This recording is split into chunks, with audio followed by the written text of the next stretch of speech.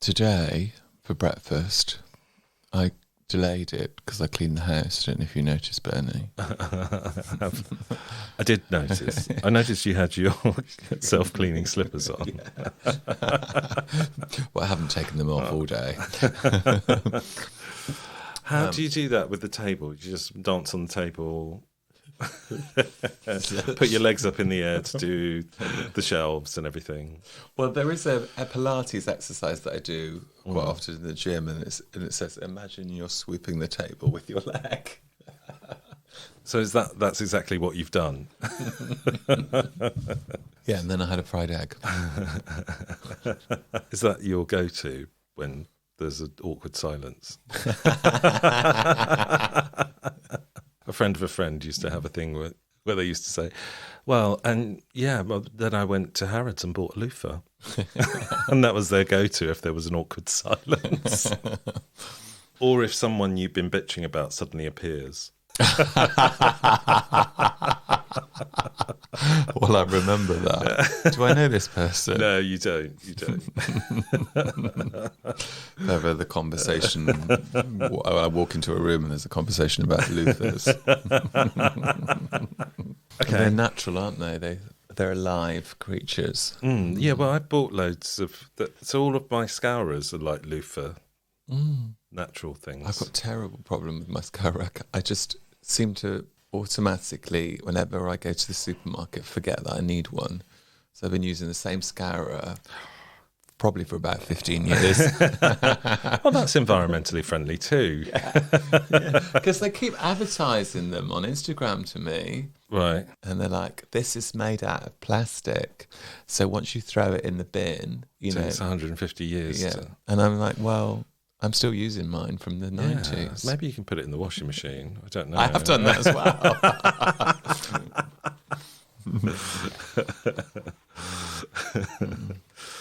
Okay. Well, shall we start then? All right, then. Welcome to What? That Old Queen, a candid and adult take on queer life quandaries at a certain age. So please listen at your own discretion. Presented by Bernie and Tommy, their views are their own and in no way reflect those of any service you may hear this program on. Now, let your ears be upstanding for the Old Queen.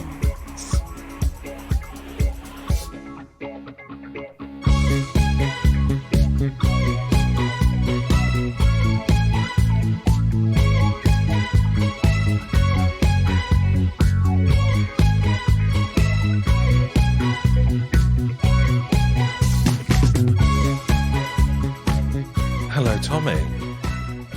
Hello, you. Can you tell that I've been watching The Crown? Who says that on The Crown? It's how the Queen and Princess Margaret always greet each other. Right. Hello, you. Yeah. Because I'm pretty sure someone's said that to me on Grindr. Are they referencing The Crown? I have no idea. Well, maybe they are now. Well, because of the old Queen connection. Yeah. Oh, yes. I didn't even think about that.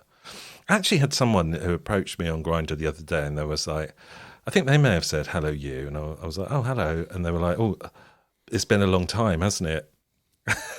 And I was like, don't recognise you. And he went, we've chatted / met before. Did you work out in the end? No, I said, my response was, I'm sure I would have remembered that. And then he didn't respond. Oh. I mean, don't really know what to say to that. Well, what do you say? Maybe he's just composing the reply. It's taken a while. Composing a retort to someone who doesn't remember them. Yeah, don't know. Awkward. Anyway, how's your week been? Well, my Grindr was on fire last week because I was presenting my show at the Wardrobe Theatre, which is just the theatre in my street, basically. Very convenient. People wanting to know more about how to get tickets and how long the show lasts and all sorts of stuff. Really. Okay. Yeah. So, did you respond to all of them, or did you just send them a link to the to the website? Yeah, no, I responded to everyone. Yeah, I'm good like that. Well, that's good. I guess it's another form of social media. You could probably go pro and offset it against tax in that case. Yeah. It's true. You could say it was marketing. It's my outreach work. Yeah, exactly. And how was the show? I did come along to see it. I loved it. I thought it was great. You said that like you had to tell me that you, because we did speak after. Yeah, we did. In fact, I was so hungover the next day. It was crazy because we had a few drinks after, didn't we? Yeah, I think I was probably also hungover. It was great. It was great to do a show for a whole week, and just get really down with the material. And it definitely developed over the course of the week, and had really good audiences and really good responses. Found it quite tiring, and so most of the day I didn't really do very much apart from watch loads of telly, which was nice. So what telly have you been watching? Well, I have just watched that programme called The Watcher, which I know you watched. Yeah. What did you think of the ending? It was slightly disappointing, like you said. Yeah. Yeah, it doesn't really come to anything. But what was interesting for me was I felt like art was mirroring life in some respects, because I felt I think when something plants, it's that seed in the head that someone's watching you. I became very aware that maybe someone was watching my flat. And as it transpires, they were, because that week, at the beginning of the week, my patio table was stolen. And I wasn't in. But then at the end of the week, I was in, and I came back from a run, and the chairs were stolen after. So they came back for the rest? Yeah. Do you think it's just an admiring fan who wants your furniture? I mean, it's a lovely shade of red, but it was only from Asda, so I would have preferred to have just given them a link. Yeah, exactly. That's such a weird thing to take, isn't it? Out of all the things you could take. You haven't noticed them appearing in one of your neighbours' front gardens? No, I haven't. But luckily, the local pub has stepped in and said that they'll give me theirs. Oh, lovely. Which local pub? The Phoenix. Oh, lovely. Yeah. Oh, great. So, well, let's hope they don't steal those as well. Well, I'm going to write a letter. I'm going to write something on the table that says, like, if you still stole this table and chairs, I'll put a curse on you. Okay. I mean, we've already put a curse on the previous people, but it's probably best to warn them beforehand, right? Yeah, it's true. Yeah. And of course, I'm a celebrity. Get me out of here. Have you seen any of that? No, not yet. I didn't think you would. No, I'm not really into the... You're too highbrow. Reality TV. I don't know if I'm highbrow. I just don't really watch those programmes. Boy George is on it. Oh, because I saw Boy George on Drag Race UK. Yeah. Well, I presume that was filmed a while ago. Yeah. It was quite... I thought he was a little bit disappointing. He didn't really say anything. He probably was doing it reluctantly because he needs the money, but I can't imagine that he would actually go in for the kind of new wave drag thing, would he? I don't know. I mean, it was very complimentary, but it just wasn't... I think he just got a little bit lost. You know when they do the runway and they do all the puns? Was he in his own head? He might have been in his own head. But apparently the young boy that he tied up in his flat has reported to have said, like, he's able to say, I'm a celebrity, get me out of here. I wasn't able to do that when I was tied up in his flat. So yeah, I sort of feel quite sort of conflicted by Boy George, because I think ultimately, like, he is probably the celebrity.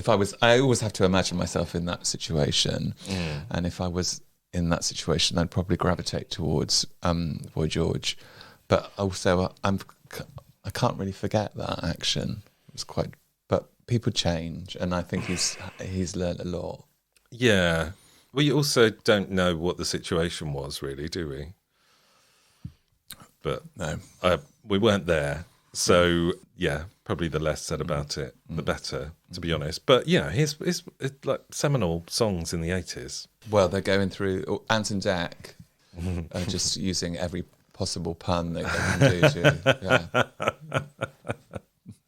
Yeah. I think Boy George has had a very up and down journey with his career. That's him, and I think he's been through a lot. So, yeah, I might forgive him a little mental break where he ties up the pizza delivery boy, but that's just me. He's definitely a survivor. Yeah, maybe he'll win. Who knows? Who knows? Is he in full makeup every day in the jungle? No makeup. Oh, okay. And you've been because watching... there was that time that he just painted his whole neck in. You know, it was kind of dark. Yeah, just to get rid of the double chin. Which is top tip. Yeah, exactly. I mean, it's why I have a beard. So, and also, doesn't it relate to what we're going to talk about shortly? Yes. How to accept and love your appearance. Paint your neck black. Paint your neck black. Paint it black. Or just your whole face. Yeah. I don't know about that. I think that's also got issues. We don't want to be cancelled just yet. What else have you been watching? The Crown? And I also watched this beautiful film called My Policeman. So it's a kind of love triangle, really. Right. Harry Styles plays the policeman. So it's sort of a story about like... It's set in the 50s? Set in the 50s and the late 90s. Oh, okay. Yes. Before the legalisation of homosexuality, so there's a lot of convictions of gay men, and that's how... Sorry, I'm not going to say so much about it. Right. But yeah, Rupert Everett plays the older version of... Harry Styles? No, the other character. Oh. Yeah.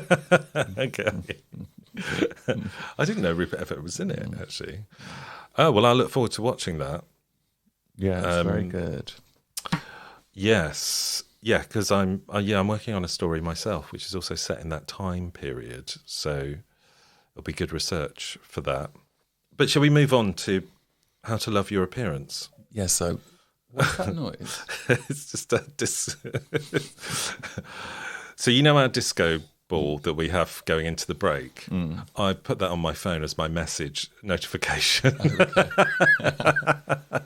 It's quite nice, just to have a little boo every now and again, isn't it? Well, it's very it lifts the mood. Yeah, exactly. Rather than dreading a message, you just kind of feel, oh, maybe it's a bit of disco.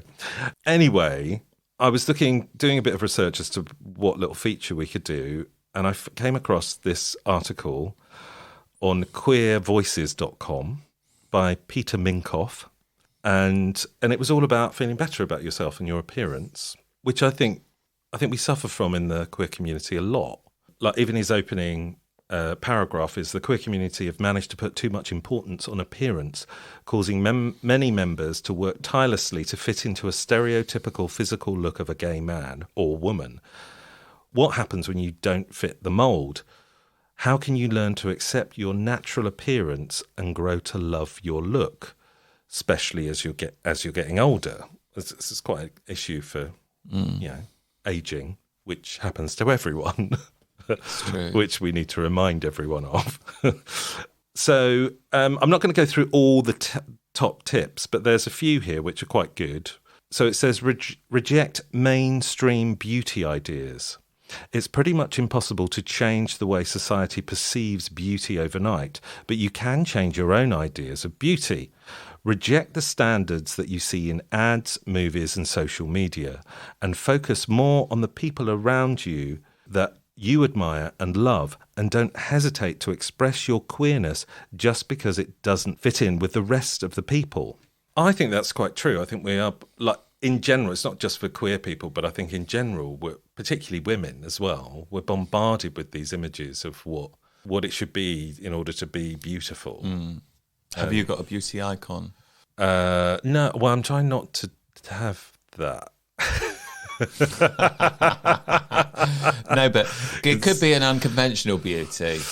Yeah, it could, like Les Dawson. Yeah, I can see that working out for you. Yeah, it probably would be the best one to work out for me. Have you got a beauty icon? No. No. Okay, I'll move on then. So focus on your inner worth. Too many LGBTQ people focus too much on the outer and not enough on the inner qualities. Examine things in your skills, personality, thoughts, ideas, and abilities, and see what you like about them. In many cases, these inner qualities are more valuable and easier to improve over time than facial features and body composition. So it's kind of looking after your inner being as well as your outer being, which is probably what affects kind of body dysmorphia too much anyway. There were a couple of articles on this website, and I'll get on to another because there's an extra tip in here which wasn't part of this article, but it was part of another article. But I'm going to tag that on to the end. And it also says, yeah, there's things which you can fix. Like if there are little things which you don't like about yourself, you can fix, like your teeth. You've just had your braces done. I've had my teeth whitened. I mean, I use moisturiser and stuff, and I occasionally use hair dye. Ooh, this is exclusive. And they were saying even minor... Would you use a retinol? Or retinoid? Yes, yeah. And it was saying even minor cosmetic procedures are good, but do it for yourself, not other people. Do it because you're improving yourself, not because you want to look good for others. I find it harder, though, because I'm a performer, so I put myself in that position of being scrutinised by your appearance, really. So I can look at my face in the mirror and I feel completely fine about it. And then I see all the photos, like the last show, got loads of photos done of the show. And because I'm quite expressive in that show, my face just looks horrendous because it's just all lines and like... Whereas if I look in the mirror, it's all kind of still and looks quite calmish. Do you know what I mean? But also you're forgetting that other people see you from the outside all the time. So it's only because you don't that feels a bit weird to you. So you need... Well, I have had that situation where I've gone like they want to use a certain photo. I'm like, can you not see that this is the worst photo of me that ever exists? And they're like, but obviously that's the way I look. That's the way you looked in that moment. There's obviously good photos and bad photos, and if you can edit, then do. But yeah, it's weird how we see ourselves because we always see ourselves from the inside out rather than the outside in. And you'll see each other, if you look in the mirror, you see each other, you see yourself in a different reverse, don't you? Yeah, it's kind of back to front. Yeah. So this, which brings me on to the next bit of the article, stop the comparisons. We constantly see amazing-looking people who are young and fresh, and there's no point in comparing yourself to 20-year-olds when you're 10, 20 or 30 years older than them. Even if you choose to compare yourself to actors and singers of your own age, it's important to keep in mind that they spend thousands of pounds on luxe treatments, personal trainers, cooks, and even plastic surgery. There's nothing wrong with getting older and aging gracefully. This is something all of us need to accept, including you, Tommy. Point taken. But there's no harm in growing old disgracefully as well. Once you accept your appearance and embrace all your flaws and unique features, you will see your true beauty. And when you're confident and in love with yourself, other people will follow. Bullshit.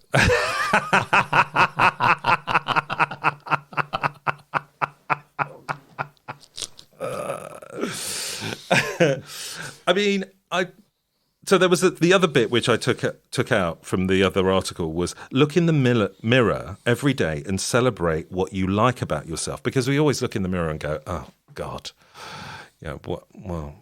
what's that love handle, or where's that wrinkle come from? But it's saying look every day and pick 5 things that you like about yourself every morning. Positive affirmations are proven to work on negative emotions and depression in cognitive therapy. So if you're looking in the mirror and looking for things that you like about yourself rather than what you don't like about yourself, it will just put you in a better mood. Next time you're looking in the mirror, and you put your lipstick on, say, I have really beautiful lips. Yeah. Will you do that for me? Would you do that for me, lovey? Would you? Would you? So, I mean, I agree with this, but I think there are things that you can do for yourself. You can go on diets, you can go to the gym. And I think if there are parts of you which you don't like, you can change them.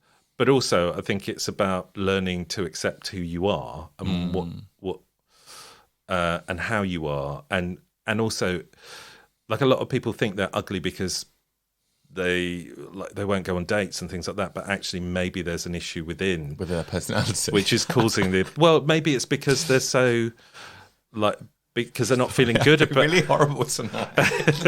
But maybe it's because they're not feeling good about themselves that's what's turning the other people off. And so this is a way of kind of feeling better about your appearance. This is meant to be a positive article, Tommy. I feel like I'm the angel tonight and you're the devil. Anyway, that's that bit over. I'm just off to get my lips done. Okay. We've got a special guest after the ads, haven't we? Who's coming on, Tommy? The curator from Charleston House called Darren Clark. Lovely.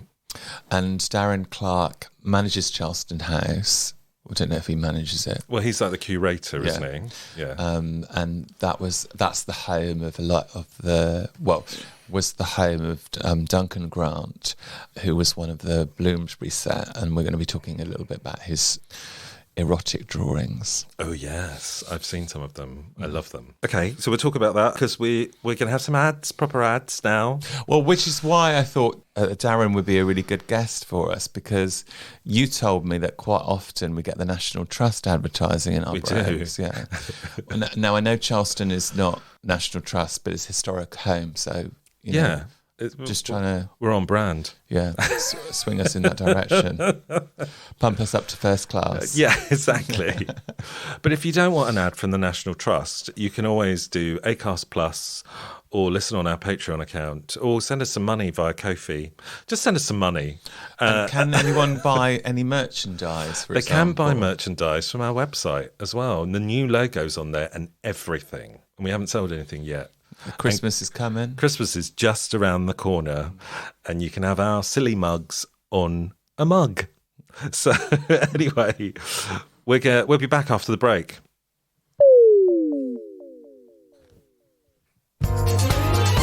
Okay, so we're back. And Tommy, we've got a fabulous guest, haven't we? Absolutely fabulous. Would you like to introduce our fabulous guest? We have Darren Clark from Charleston House. Hello. Hello, Darren.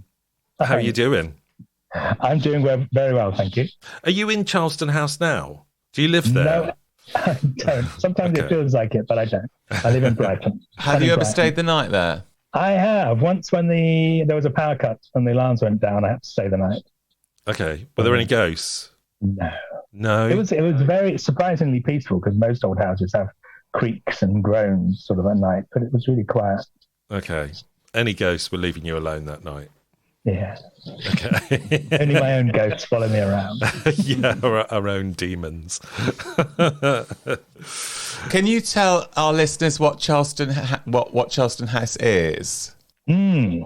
So physically, it's a very kind of vernacular, very traditional sort of 17th century farmhouse that sits in the middle of the field. It's about halfway between Brighton and Eastbourne, sort of near the south coast.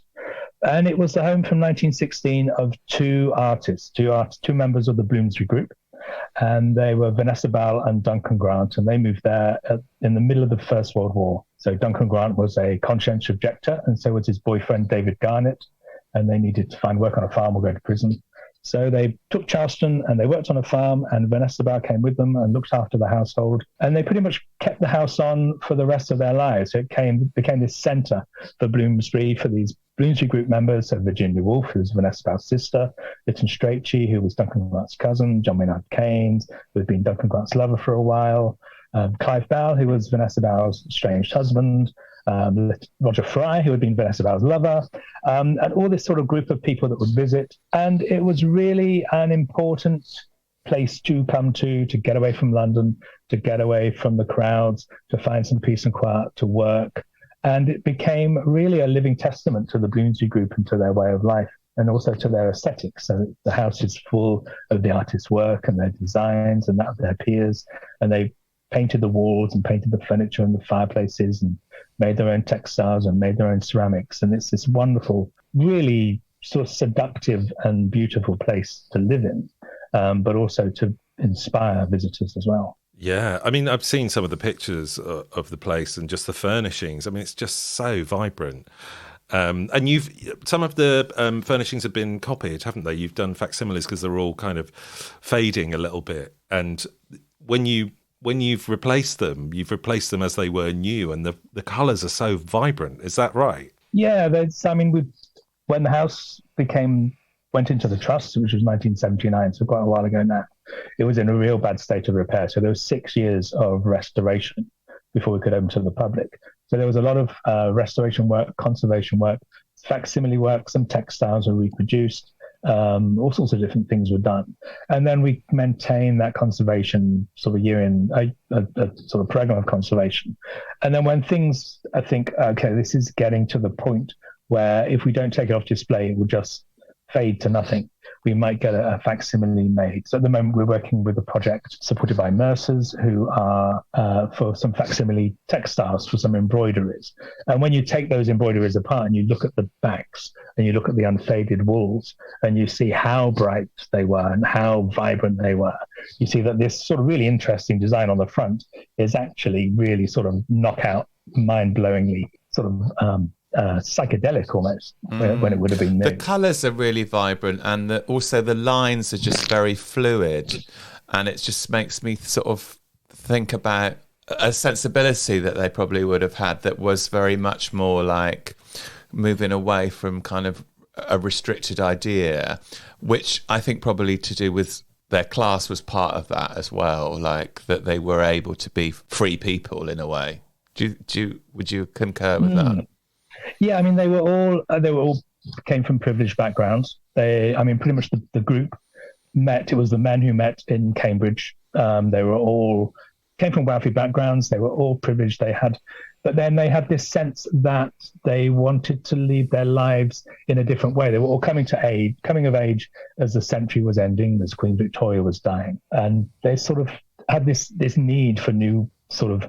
A new way of life, one that sort of didn't have the pomposity and the sort of the hypocrisy of the Victorian age. And a lot of the members of the Bloomsbury Group were queer, and so they were looking for new ways of sort of loving as well as living. And that sort of echoed in Charleston, and this relationship between Duncan Grant, who was very much a queer figure, and Vanessa Bell, who was a straight woman, and they had a love affair, but they also had this intense friendship and this creative relationship. And yeah, I think Bloomsbury Charleston echoes that kind of Bloomsbury aesthetic, that sort of questing for new, not just new ways of living, but new visual aesthetics. So Roger Fry championed post-impressionism and brought over Van Gogh and Gauguin and Cézanne sort of en masse for the first time to England in 1910. And these three artists were dead by 1910, but they had no real presence in the UK. But suddenly he brought over this huge exhibition, completely blew the minds of young artists, completely changed the way that they were working. I mean, outraged sort of older people, but really sort of established this exciting, vibrant, colourful, free, sexy sort of way of looking at things, of making things that hadn't been around before. Yeah, and do you think Duncan Grant was influenced by that? Because I was looking at his pictures, and the use of colour is amazing, and it reminded me of Van Gogh, and because I have the same colour blindness that Van Gogh had, so that's why I love his art, I think, because I see it how he saw it, but also I love those vibrant colours. And do you think he was heavily influenced by that? I think he was. I mean, you see this period from about 1910, so the first post-impressionist exhibition of 1910, all the way through the 1910s, that he's sort of really experimenting, trying on so many different hats, and pushing the envelope and doing other sort of cliches. He was sort of trying trying so many different styles. It was such an intense period of experimentation, and it's influenced by those French post-impressionists, but he's also been influenced by sort of Byzantine mosaics. He's sort of traveling around Europe. He's going to North Africa. He's going to Tunisia. He's sort of seeing all these different influences and bringing them back and putting them into his art and into his designs. And it's such an exciting period. They set up the Omega workshops in 1913. So Roger Fry, Vanessa Bell, and Duncan Grant as directors. And this is like continuing that project of bringing post-impressionist aesthetic into the home. And Charleston is the perfect example of that. So they would produce furniture and textiles and children's toys and ceramics and all sorts of things for the home. So you could continue not just the paintings on the wall, but your whole room, your whole house becomes an artwork. Can you tell us a bit about like what happened sort of during lockdown and because I heard stories about like how you discovered more of Duncan's drawings and how they might have had a positive influence on the future of the trust. So at the beginning of the pandemic, we found ourselves in a really precarious situation. And we rely on our visitor income for pretty much support. We don't get any public government money except for special projects. And we just sold a lot of tickets for our annual festival in May, so we had to sort of give that money back. We didn't have any money coming in from the public, and we were in this really difficult position, and it was very touch and go, and we were all on furlough. But then there was this huge, big swell of support that came from people that loved Charleston. It just sort of started the ball rolling. And one of our supporters that we'd known for a while, who had a collection of works that we knew about and that we borrowed, had these incredible drawings by Duncan Grant, these erotic drawings that had this extraordinary history. So they had been given by Duncan Grant on the 2nd of May 1959 to his friend Edward Labar, who was a fellow artist. And he had kept them, and after Edward Labar died, they went to another friend of theirs, Eardley Knowles, who was an artist and a gallery owner. And then when he died, he left them to his friend Mate Radev, who'd been a Hungarian refugee and had come over to London. And Eardley had helped him train as a picture framer, and he had been a really successful picture framer. And then when Mate died, he left them to his husband. He left them to Norman Coates. And Norman had these incredible collection of erotic drawings, 422 of them. That Duncan Grant had made in the late 40s and the 1950s. And Norman didn't really know what to do with them. He wasn't sure whether they should be made public or whether he should keep them, whether he should leave them to a friend and that kind of to follow that tradition. And our director was talking to him, and he sort of suggested, if you want these drawings to be looked after and kept for perpetuity, but if you want these drawings to be made public and to enter into a public collection, then Charleston could have these drawings, and we would sort of look after them and we would celebrate them. And it was such a really generous gift of Norman to give them to us, and a really enlightened thing to do as well, because they are such beautiful and powerful drawings, and they capture Duncan Grant's interest in sexuality, in sex, in queer sex especially. They're kind of quite kinky, aren't they? They cover so many different areas. So there's some kinky stuff. There's a few whips. There's some quite complicated, sort of almost acrobatic permutations of people. But there were some really beautiful, very intimate, very sensual, very sensitive drawings as well. And it was such, so he generously gave them to us. We very gratefully accepted them, and it gave out such a strong message to the public. There was a big we did a press release, and there was a lot of press attention to them. And it showed that Charleston was still here, that it was very much a thriving organization, that it was looking to the future, that people had faith in us as an organization, that we were going to survive, and faith in that we weren't just going to survive, but that we were going to thrive and really do exciting things in the future. Coming back, those those paintings are beautiful. The drawings are beautiful. I've seen some of them. Were they kept in private collections because they were queer? Do you think that was the reason? Because was many of Duncan Grant's paintings overtly queer that were on general display? So these were very private, and Duncan Grant wrote on them, these drawings are very private. Right. And they were illegal at that time. So Duncan Grant was born in 1885, so the year of the Labouchere Agreement, so the year that all sex between men was made illegal, no matter sort of if there was consent or anything. It was just illegal. And if you were found with love letters at that period between two men, you could be sent to prison, let alone sort of pornography, which these could be seen as. They would have been very illegal to possess them. And then there was also a sense that with an older, maybe sort of generation, that these works weren't important to Duncan Grant's sort of artistic career, to his oeuvre. Can't say that, oeuvre. That they were sort of seen as trivial or not important, or something, a doodling rather than a serious artwork.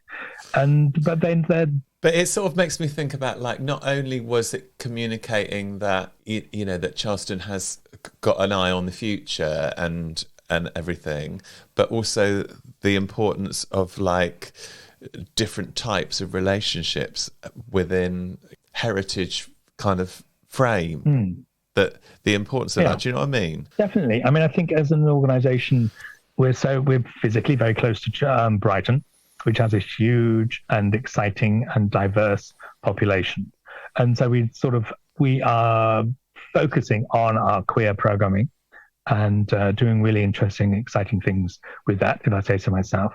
And the current exhibition that is based on the Duncan Grant drawings is part of that, bringing the history of Bloomsbury and Charleston, but also looking at it within a contemporary context. So we've been commissioned contemporary artists to respond to those drawings, so showing how relevant they are to the now, and working with local communities and local populations to make sure that we are offering things that people want, not just what we think they want. And some of the image that you've gone with for the website is quite, like, it's absolutely beautiful, but it is quite, like, it's quite overt. It's quite overt. And I was just, like, thinking, that's a really interesting image to go for like a heritage space.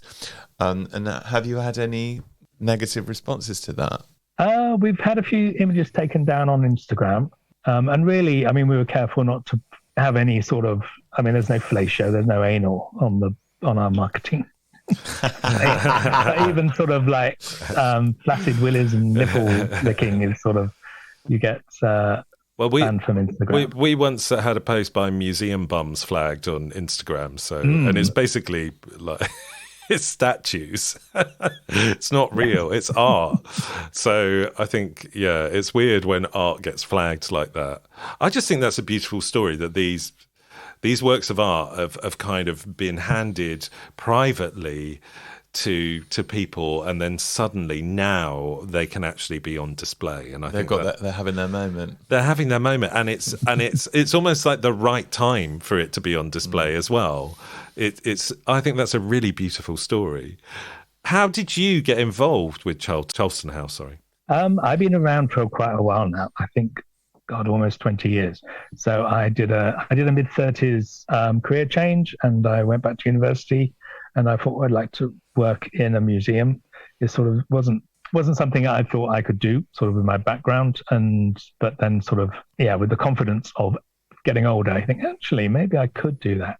And then so I got my first job at Charleston 20 years ago. And I've been worked in lots of different areas within the organisation. And I ended up doing a doctorate with Charleston and with Sussex University on Vanessa Bell and Duncan Grant. And then eventually became curator, I think 8 or 9 years ago. And it's been quite an exciting 8 or 9 years. So we had a big capital project. We were restoring barns and making these wonderful spaces for both performance, but also for cafes and visitor bits. And we built new exhibition galleries. So I've been running the exhibition program until this year. So the first 4 years of that. So really doing different things.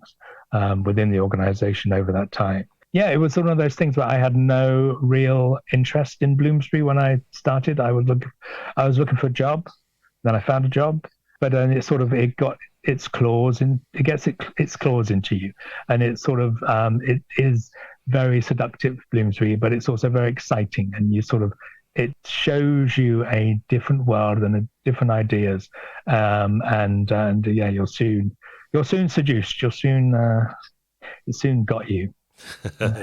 Yeah, I mean, I feel completely also very seduced by it, but also I find it quite hard when I think of being a working class person and then getting seduced by all these really amazingly rich people, but that are living these wonderful lives because they could. Yeah.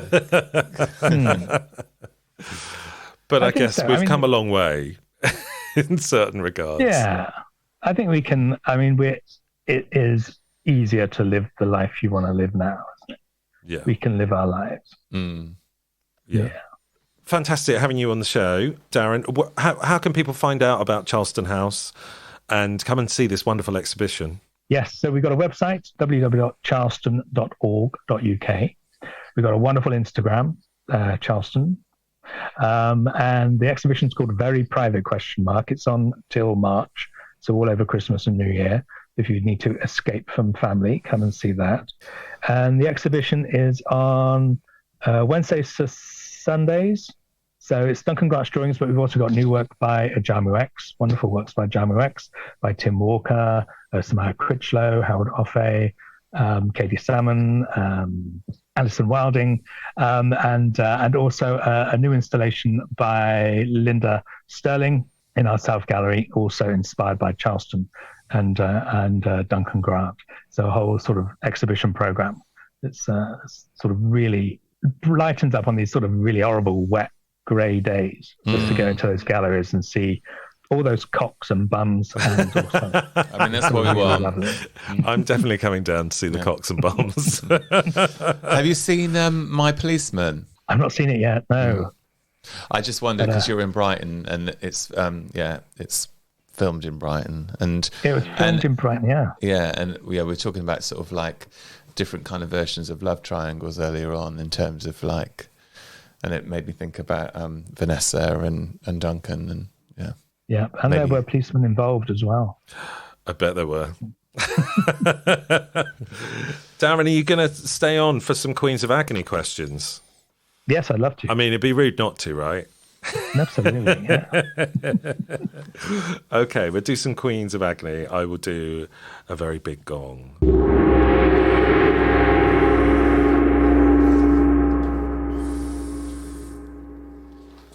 Right.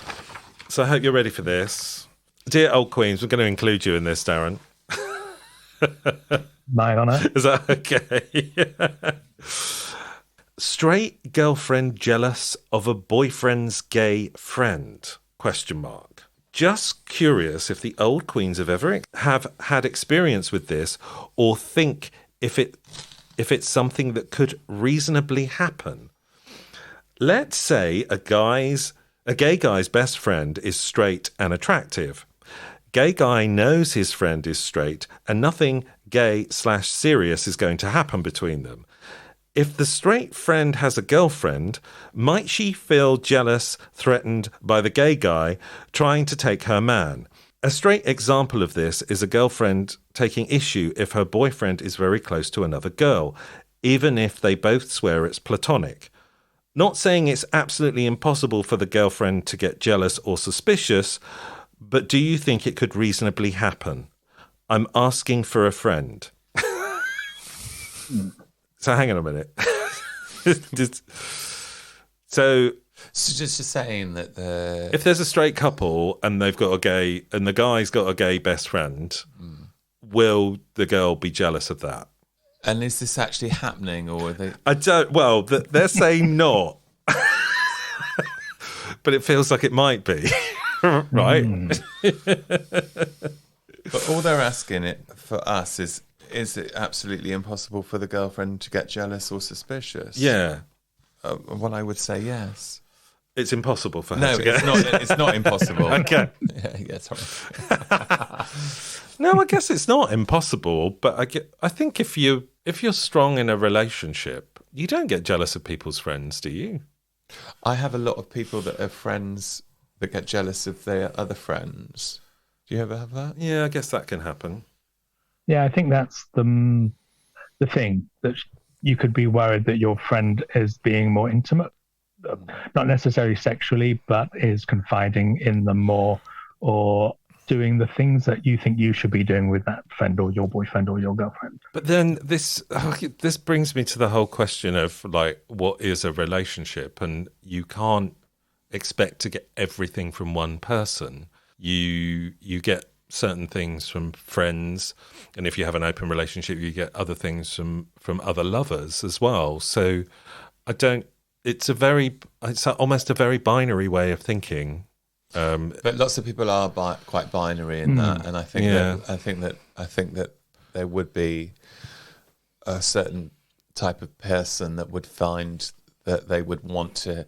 They could probably understand like their partner having lots of different types of friend, but they would want the kind of the main stuff to be about them or their relationship. It's like, if you are now my boyfriend, this is the job description for boyfriend. So you need to do all these things.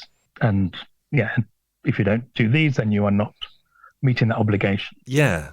But then that's an impossible task, isn't it? But it's most heterosexual. That's a bit sweeping. But I think heteronormative. It's probably heteronormative relations. Yeah. You sort of, that's what you buy in. I guess so. But also I think there's a lot of, I think I know quite a few straight couples where they have, like the husband has a close gay friend, and they're not worried about it at all because they know that A, nothing is going to happen, and if it does, and B and C and D, and if it does happen, then it's something different that she can't actually offer. So is it really encroaching on? Is it really a danger to that relationship? I don't know. It's very much a case-by-case scenario. I think so too. I think it depends on the relationship as to whether that the girlfriend's going to get jealous or not. I mean, maybe she'll find it hot and want to watch if they do get off. Who knows? Do you think there was this kind of scenario with Duncan Grant and his relationships?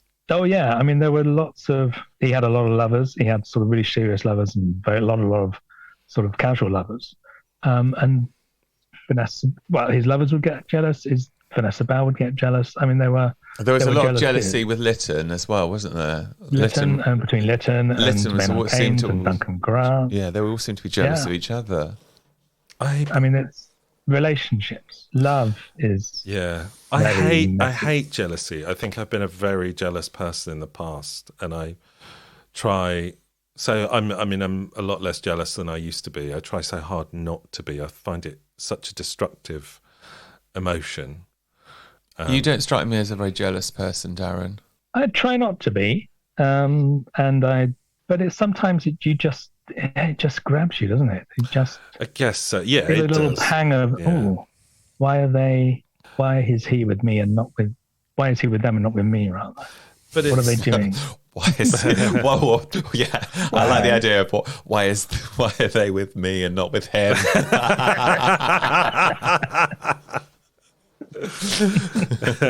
Darren, do you have a partner? Yeah, I've got a husband. Okay. Of 30 years. We've been together this next week. Wow. And I have a boyfriend of 10 months. Wow, there you go. Yeah. Very modern. It's not bad, is it? It's all right. Very modern. I blame Bloomsbury. I blame Bloomsbury too. Do you have that written on a T-shirt? I blame Bloomsbury. I should do. I'm going to start my own range. Well, I mean, if you want to make some money, get some merch out. Although nobody seems to buy our merch, so who knows? But the shop is very good at Charleston, isn't it? The shop is incredible, and it's also available online. Oh, so I would definitely visit that. I mean, sometimes when I go to these places, I just go straight for the gift shop. Well, it's one of the best places, isn't it? You kind of get everything. Yeah, I either want to see the best. Yeah, I want a fridge magnet or a T-shirt, always. Yeah. Well, the shop should have the highlights from the collection, the museum where you're going to. So you can just go in there, you've seen everything, and go to the cafe. Yeah. Has Charleston got a cafe as well? Oh, yeah, it's got an incredible cafe. Okay, great. I'm so coming. You're going to come. Yeah, definitely. I need to see this exhibition. Okay, shall we move on to the next one? I think let's like brush over the jealousy. I'd like to see if we can weave like all these questions, all these problems into like something that went on with the Bloomsbury set. Shall we? Yeah, that's kind of what I'm trying to do. I mean, some of them link into each other. It's almost as if someone's thought about this. Anyway, dear old queens, talking during sex. The title says it all. How do you feel about talking during sex? Are you more the silent type, or casually expressing verbally your satisfaction while it's happening? Obviously not all the time, but occasionally. Occasionally for me. Well, yeah, I think it's probably occasionally, isn't it? I mean, what other things could you do while having sex? Do you think Duncan Grant was painting while having sex? Is that where all those erotic drawings came from? You think so? He had a pencil and a mirror. I mean, I'd find that quite distracting. Yeah, I think so. Yeah. Or maybe it was quite hot. Maybe that's a kink that I haven't explored. It depends what kind of sex you are having, but you could also smoke a cigarette. But no, you smoke a cigarette after, don't you? I mean, no, I guess you can smoke a cigarette during sex. I have done that. Yeah. Or a joint. Or a joint. Or a lot of, if you're in all the garb, maybe you'll have a cigar. Ooh. Sniff some poppers. That's definitely a glass of wine. That's definitely on the cards. So there's lots of things you can do during sex. Yeah. I mean, it doesn't. It doesn't have. And what I'm saying is, and that might start the conversation going. Yeah. Watch some telly. But then generally it's with the sound down. Yeah, exactly. Yeah, I mean, talking during sex. I mean, I don't necessarily want to have a conversation about the weather while do you mean sex. Talking about non-related conversations? I think they mean like we've run out of milk. Dirty talk. That would definitely put me off. But expressing what you like and maybe what you want during sex. I guess it depends what kind of milk they've run out of. Yeah. Oh, blimey. I mean, it'd be oat milk for me. So I'd be definitely getting my oats. I don't know, Darren, do you like to talk during sex? I can be quite noisy, but not necessarily in coherent sentences. Utterance. Okay. Utterances. But you verbalise what you want? Stock phrases. God, I don't know. No, probably not. Okay. Unless it depends on the role. Right. On the occasion. Depends what scenario's being played out. Yeah. Okay. Have you got a little anecdote to share about any of the Bloomsbury set talking during sex? Talking during sex? I was just thinking about Lytton doing the kind of crucifixion stuff. I mean, that's quite a dom sub kind of thing. So I imagine there would be a lot of instructions. Yeah. I mean, I think if kinky stuff is going on, then there's definitely some verbalization there. Yeah. Just lower, no, higher. Yeah. No, yeah. That sounds like play your cards golden right. shot. Yeah, well, also you've got to have the safe word, haven't you? Yes. That's right. What is the safe word? Bloomsbury. Bloomsbury.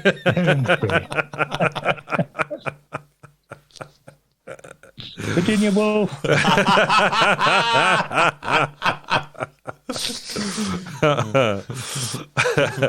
Okay. Well, this next question is kind of linked to the previous question. So, dear old queens, from a dribble to a squirt.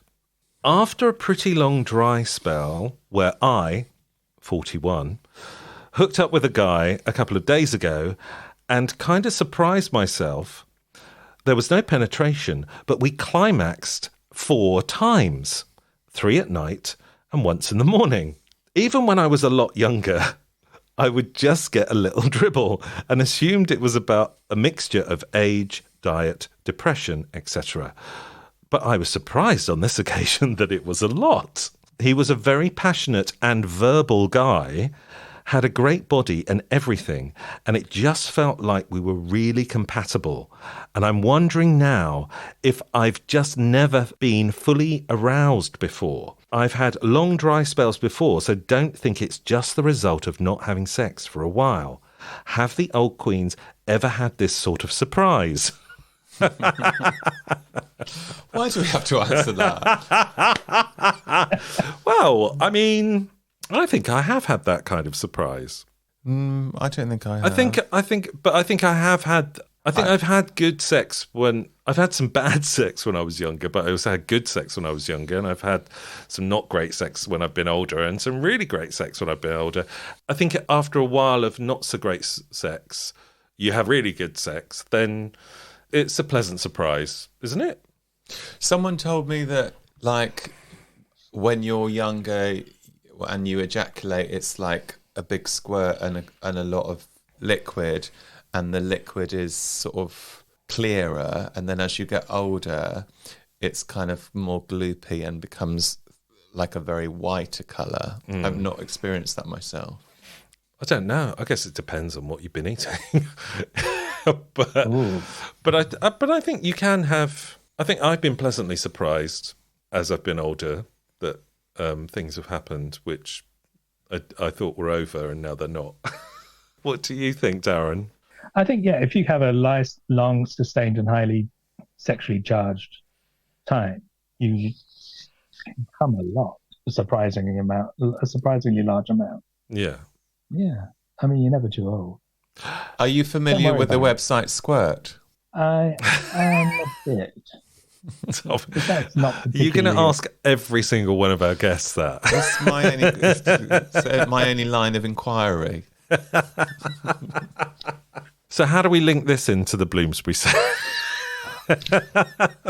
I just think it's maybe something to do with the sort of like, gushing fluidity of the lines. Oh, very good. Let's go with that. Yeah. Yeah, I just, this guy, I think it's great. Obviously he needs to be finding more people that he's attracted to and has that kind of a sex with. Why hasn't he gone back for more? Well, but yeah, maybe he has. Maybe he was so shocked. He didn't want to strain himself.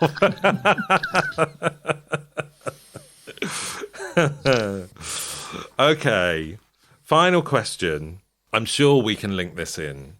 Oh, yeah. To the Bloomsbury set. This is ideal for linking it with the Bloomsbury set. Dear old queens, what is your favourite sensual pleasure that is not explicitly sexual?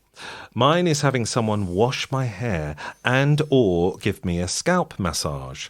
Just something about it is so calming and relaxing. So a sensual pleasure which isn't necessarily sexual, but obviously feels really nice. I've got two. Have you?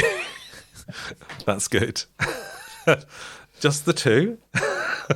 Well, they both involve fags and booze, so that's a bit... Okay. I don't want to create the wrong impression of myself. Okay. But I do like it when someone lights a cigarette for you. Yeah. And also I like it when someone pours a drink for me. But I like it specifically when... if you were at a crowded party, and you've slept with someone, but nobody really knows about it in the room, and then they come and they've just poured you a drink without saying, "Would you want a drink?" or anything. They poured you it and they've given it to you. Yeah. That's nice. That's almost. I mean, I wouldn't say that's sensual, but that's definitely a nice feeling. But I guess it is sensual, isn't it? Because it's a feeling. The lighting the cigarette feels sensual. Yeah. Okay. What about you, Darren? I think, there's something about going to the barber, especially the Turkish barber, and having the cutthroat razor. And that's when it's so close to your skin and it is a little scary, but at the same time feels sort of so intimate. Yeah. Yeah. And getting your ears burnt which is quite an interesting sensual experience. Yes, I've never done had that, but I done. want to have a go. I've had that done. I found it a little bit scary, but it is nice. Yeah. I love going to the hairdresser. My mum used to cut my hair until I left home. So I didn't go to the hairdressers. So when I moved to Bristol, it was one of the first things which I kind of did. And I just loved it. I think it's a nice little pamper. And I think that's a really nice thing. I also love having a massage. And I do that quite regularly because I just think it just sorts my body out and is so relaxing. But I also like meditating, and I find that I actually find that sometimes an orgasmic experience. Boy George was meditating the other night on I'm a Celebrity. Really? But sometimes I think it's different, but also meditation is better than sex. Would you concur with that, Darren? No. I mean, it's different. I do like sex, obviously, but also there's certain times when you meditate and you get onto a kind of higher plane. It's quite euphoric. I haven't got the concentration for it. But that's the whole point. You don't. I haven't got the patience. I haven't got I can't just switch off. But that's the thing. The more you do it, like sometimes when I meditate, I can't, but you just have to keep doing it until you get to a point where you do. And then it can be quite euphoric. Last night I was lying in bed. I was trying to focus on the breathing. Yeah. I was sort of taking really slow breaths in and out. And it was just really boring.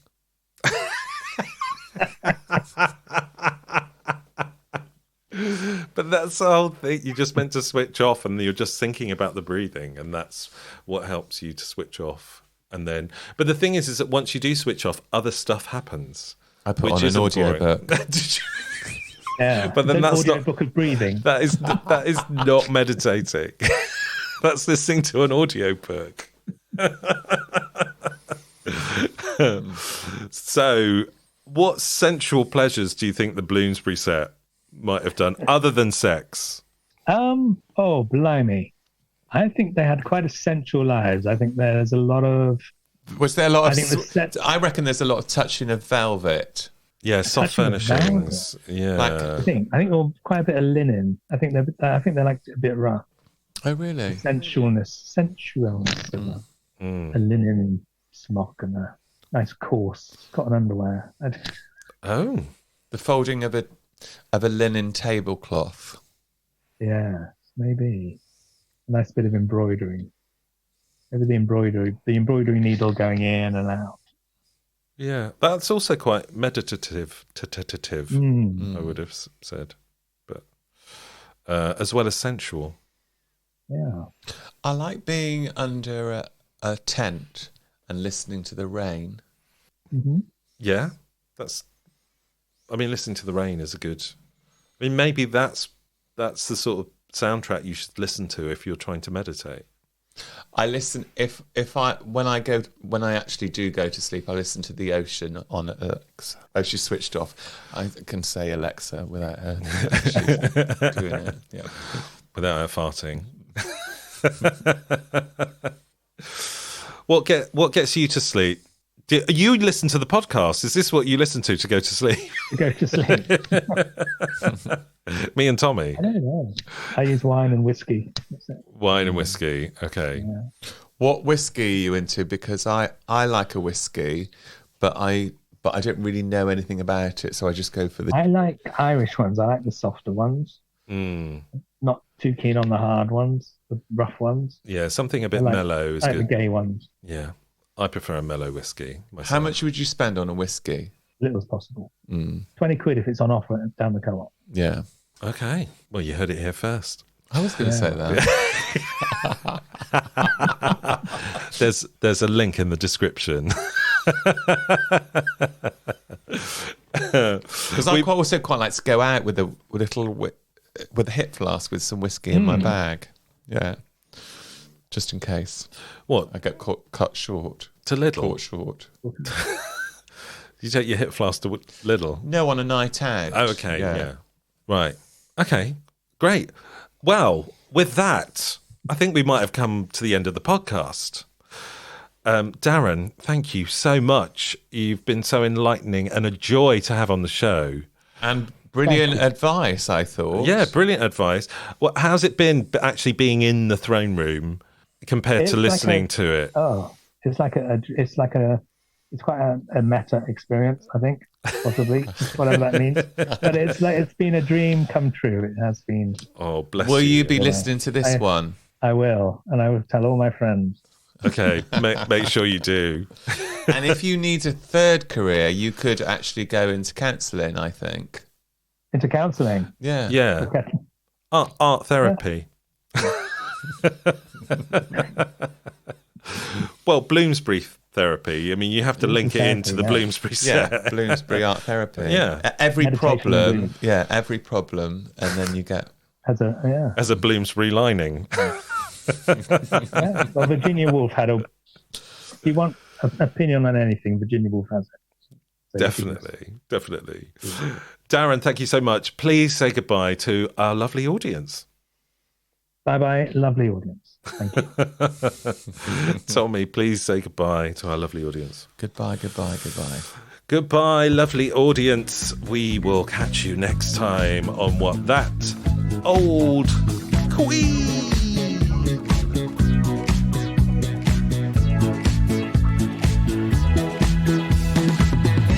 You have been listening to What That Old Queen, written and presented by Tom Marshman and Bernie Hodges. The show was produced by Bernie Hodges for Hodge Podcasting in 2022. If you have a question for the old queens, or you'd like to be a guest, or you want to sponsor a show and give us lots of money, you can email hello@thatoldqueen.com or find us on Facebook, Instagram, or Twitter.